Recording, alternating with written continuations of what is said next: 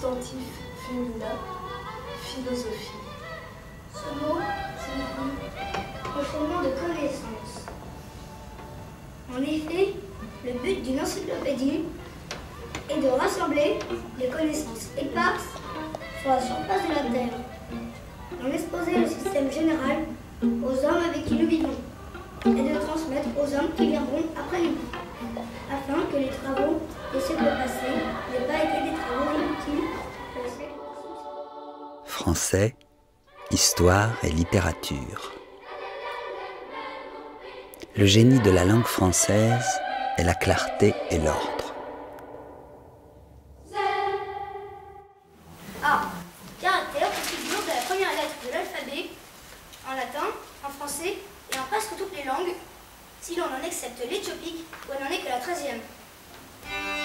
A, en tant que lettre, est le signe du son A, qui de tous les sons de la voix est le plus facile à prononcer. Il nous faut couvrir la bouche et pousser l'air de ses poumons. A, B, C, D, E, F, G, H, I, K, L, M, N, O, L, L, L, M, N, O, P, L, L, L, M, N, O, P, Q, R, S, T, U, V, W, X, Y, Z. Tableau 1. Vers le milieu du siècle où il vivait, 3 hommes se rencontrèrent. Ils étaient guidés par la seule raison, sans égard pour les vérités révélées, et parfois même contre elles.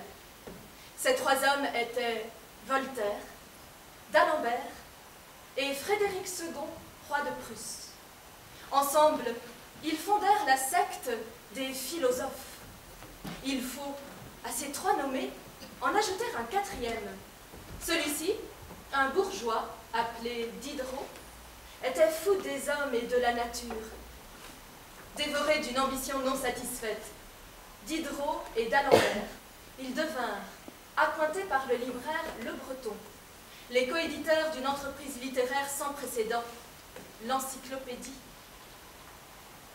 B. C'est la seconde lettre de l'alphabet dans la plupart des langues, et la première des consonnes. Les Égyptiens, dans leurs hiéroglyphes, exprimaient le B par la figure d'une brebis, à cause de la ressemblance qu'il y a entre le bêlement de cet animal et le son de la lettre B. Jean Leroux d'Alembert, âge 35 ans, pays Paris. Homme d'une physionomie assez commune. Histoire. Il est le bâtard de Madame de Tencin, sœur du cardinal de Tencin et du chevalier des Touches, qui lui a laissé 1500 livres de rente. Sa mère n'a jamais voulu le voir et l'a abandonné sur le parvis de l'église Saint-Jean. À l'âge de 18 ans, il a été reçu à l'Académie des sciences. Vous me flattez, mon cher. 23 ans. À l'âge de 23 ans, il a été reçu à l'Académie des sciences. Diderot. Âge 36 ans. Signalement moyenne taille et la physionomie assez décente.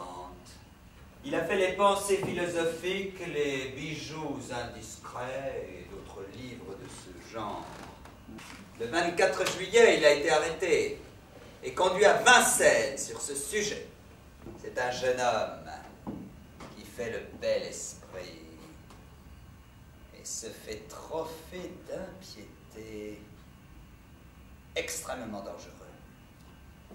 Parlant des saints mystères avec mépris, il disait que lorsqu'il viendrait au dernier moment de sa vie, il se confesserait comme les autres. Il recevrait ce que l'on appelle Dieu. Cependant, il ne le ferait point par devoir, mais par rapport à sa famille, de crainte qu'on lui reproche qu'il est mort sans religion. Arrêt du Conseil du Roi du 8 mars 1759. Le roi, ayant accordé le 21 janvier 1746 des lettres de privilège pour un ouvrage qui devait être imprimé sous le titre « Encyclopédie ou dictionnaire raisonné des sciences, des arts et des métiers par une société de gens de lettres », dont il y a déjà 7 volumes imprimés. Sa Majesté a reconnu que dans ces volumes, on a affecté d'insérer plusieurs maximes tendant à détruire l'autorité royale, à établir l'esprit d'indépendance et de révolte, à élever les fondements de l'erreur, de la corruption des mœurs, de l'irreligion, Il faut tout remuer, de l'incrédulité. tout examiner, sans exception et sans ménagement.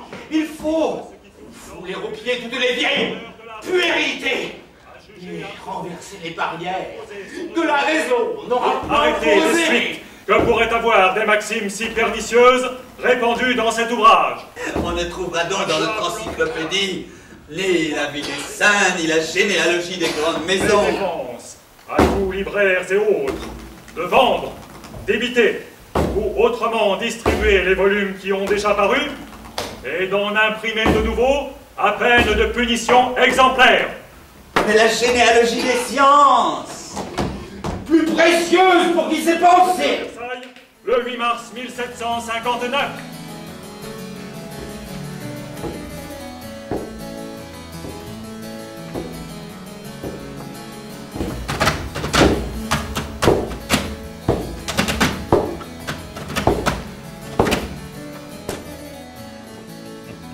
Notre encyclopédie ne s'exécutera que par une société de gens de lettres et d'artistes épars, occupés chacun de sa partie et liés seulement par l'intérêt général du genre humain.